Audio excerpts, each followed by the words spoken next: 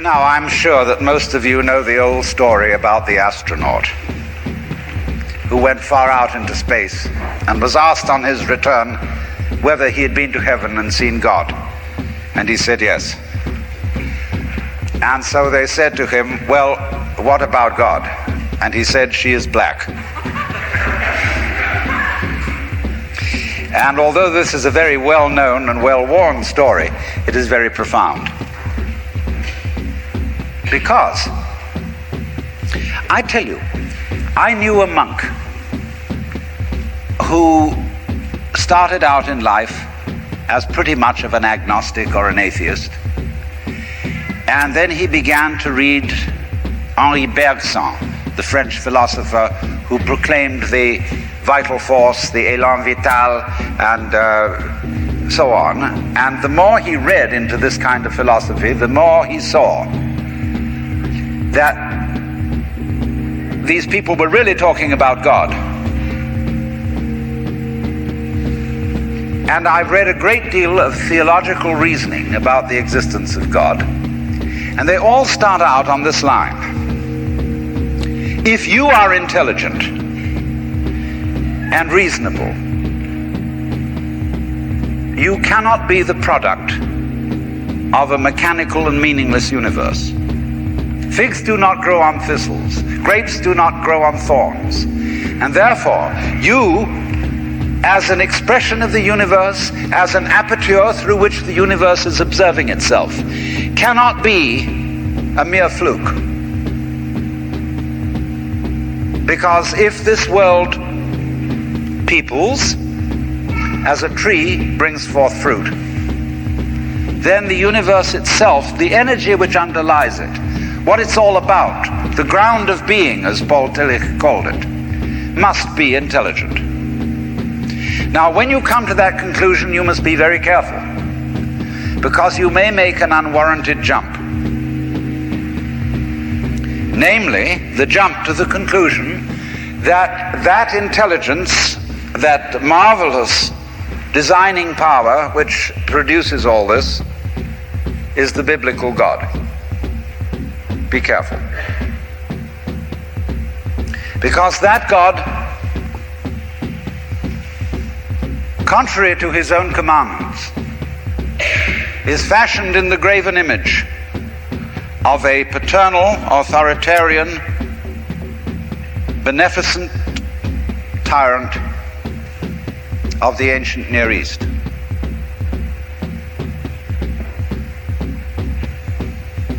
And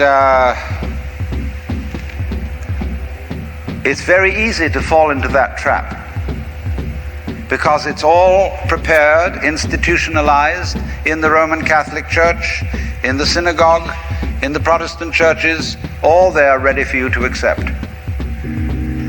And by the pressure of social consensus and so on, it is very natural to assume that when somebody uses the word God, it is that father figure which is intended. Because even Jesus used the analogy, the Father, for his experience of God. He had to. There was no other one available to him in his culture. But nowadays, we are in rebellion against the image of the authoritarian father.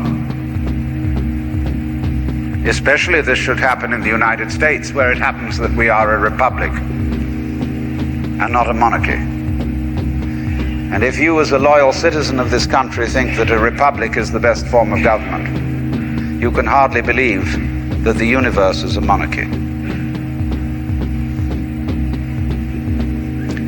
But to reject the paternalistic image of God as an idol is not necessarily to be an atheist.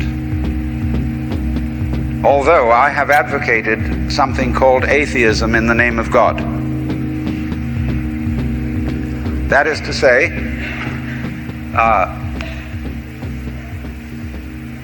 an experience, a contact, a relationship with God, that is to say, with the ground of your being, that does not have to be embodied or expressed in any specific image.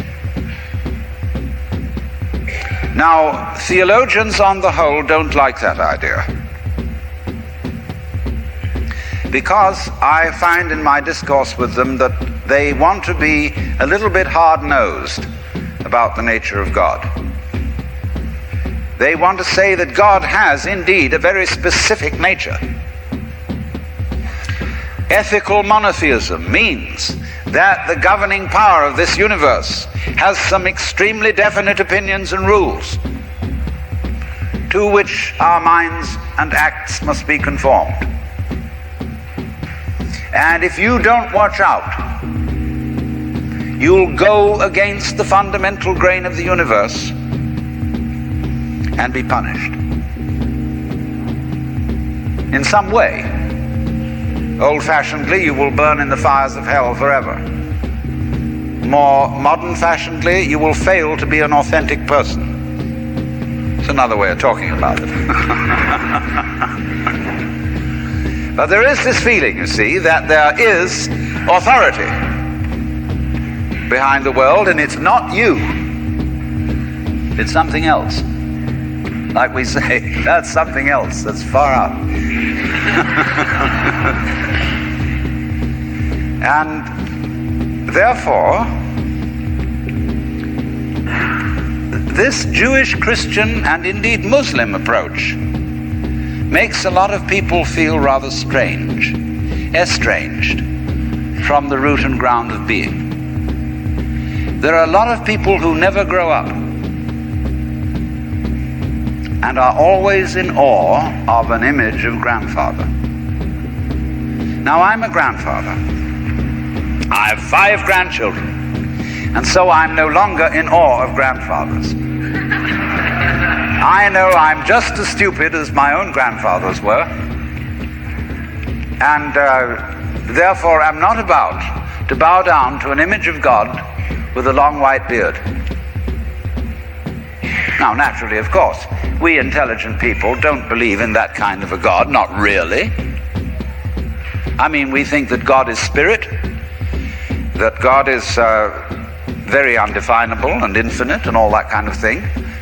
But nevertheless, the images of God are have a far more powerful effect upon our emotions than our ideas.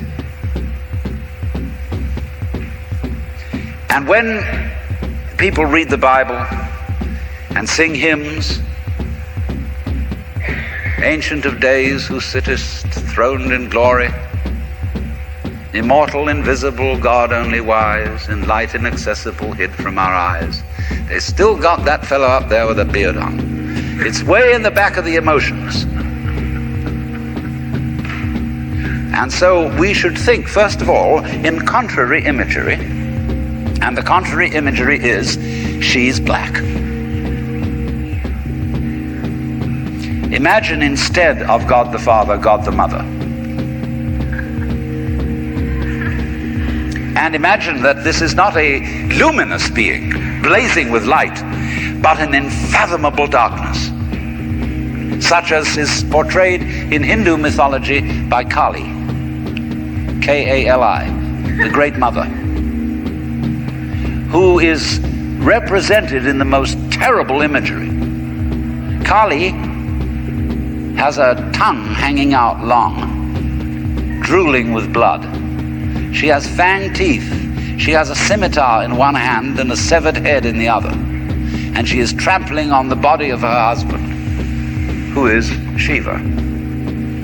Shiva represents also, furthermore, the destructive aspect of the deity, wherein all things are dissolved so that they be reborn again. And here is this blood-sucking, terrible mother as the image of the supreme reality behind this universe. Imagine, it's the representative of the octopus, the spider, the awful awfuls, the creepy crawlies at the end of the line, which we are all terrified of. Now that's a very important image, because let us suppose, just for the sake of argument, that all of you sitting here right now are feeling, fairly all right. I mean, you're not in hospital. You don't have the screaming mimes. You have a sense, you probably had dinner and are feeling pretty good.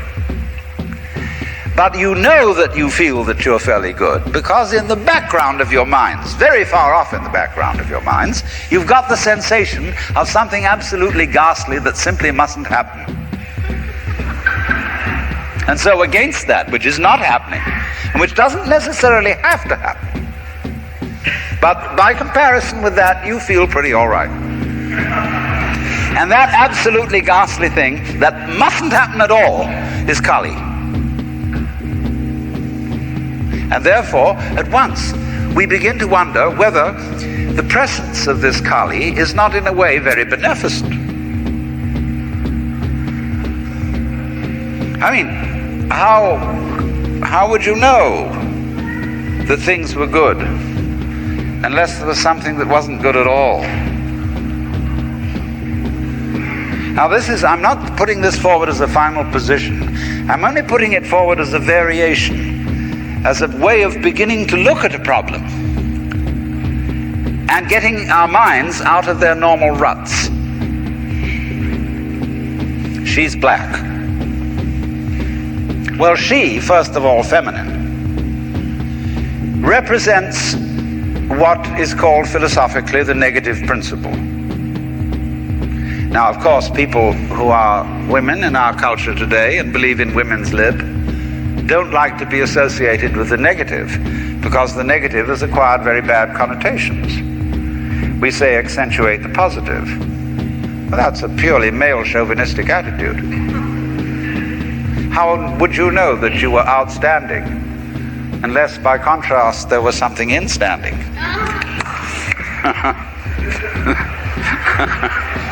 You cannot appreciate the convex without the concave. You cannot appreciate the firm without the yielding. And therefore, the so-called negativity of the feminine principle is obviously life-giving and very important. But we live in a culture which doesn't notice it. You see a painting, a drawing of a bird, and you don't notice the white paper underneath it. You see a printed book, and you think that what is important is the printing, and the page doesn't matter. And yet, if you reconsider the whole thing, how could there be visible printing without the page underlying it?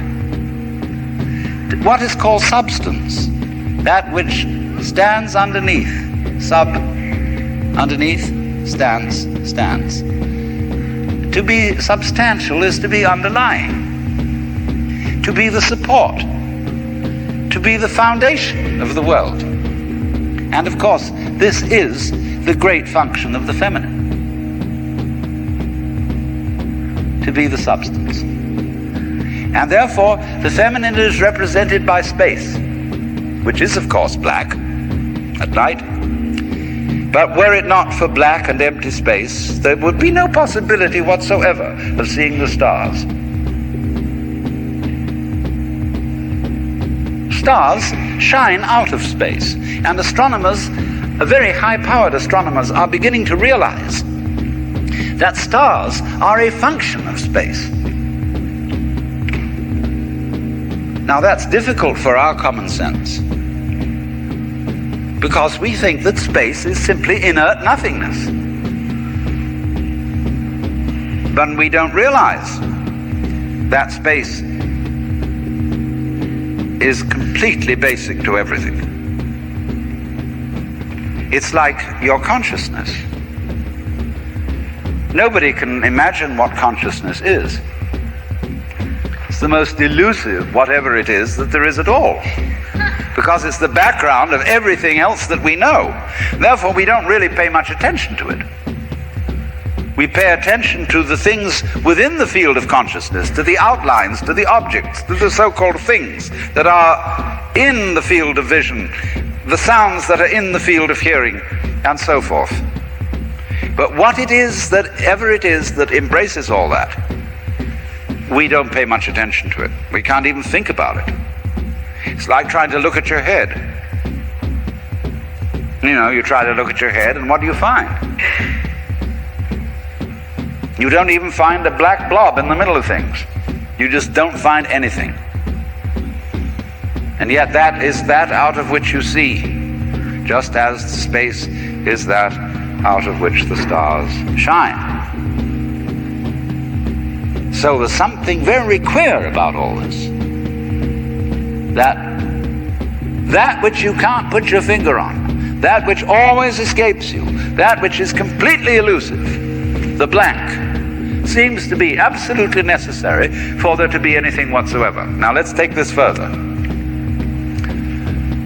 Kali also is the principle of death, because she carries a scimitar in one hand and a severed head in the other. Death. This is tremendously important to think about. We put it off. Death is swept under the carpet in our culture. In the hospital, they try to keep you alive as long as possible in utter desperation. They won't tell you that you're going to die. When their relatives have to be informed that it's a hopeless case, they say, don't tell this to the patient. And all the relatives come around with hollow grins and say, well, you'll be all right in about a month, and then we'll go and have a holiday somewhere and sit by the sea and listen to the birds and whatnot. And the dying person knows that this is mockery. Well, of course, we've made death howl with all kinds of ghouls. We've invented dreadful afterlives. I mean, the Christian version of heaven is as abominable as the Christian version of hell. I mean, nobody wants to be in church forever. Children are absolutely horrified when they hear these hymns which say, prostrate before thy throne to lie and gaze on thee. They can't imagine what this imagery means. I mean, in a very subtle theological way, I could wangle that statement around to make it extremely profound. I mean, to be prostrate at once and to gaze on the other hand, see, is a coincidentia oppositorum, a coincidence of opposites, which is very, very, very deep. But to a child, it is a crick in the neck. And that's the sort of imagery we're brought up with. So the idea of what might happen after death, well, you're going to be faced with your judge, the one who knows all about you. This is Big Papa, who knows you were a naughty boy and a very naughty girl, especially girl, from the beginning of things. He's going to look right through to the core of your inauthentic existence. And what kind of heebie-jeebies may come up. Or you may believe in reincarnation, and you think that your next life will be the rewards and the punishments for what you've done in this life. And you know you got away with murder in this life. And the most awful things are going to happen next time around. So you look upon death as a catastrophe. Then there are other people who say, well, when you're dead, you're dead. Just nothing going to happen at all. So what you got to worry about? Well, we don't quite like that idea, because it spooks us. You know, what's it be like to die? To go to sleep and never wake up? Well, a lot of things it's not going to be like. It's not going to be like being buried alive. It's not going to be like being in the darkness forever. I tell you what, it's going to be like as if you never had existed at all. Not only you, but everything else as well. That just there was never anything, and there's no one to regret it. And there's no problem. Well, think about that for a while. It's kind of a weird feeling you get when you really think about that, you really imagine it, just to stop altogether. And you can't even call it stop, because you can't have stop without start. And there wasn't any start. There's just no thing.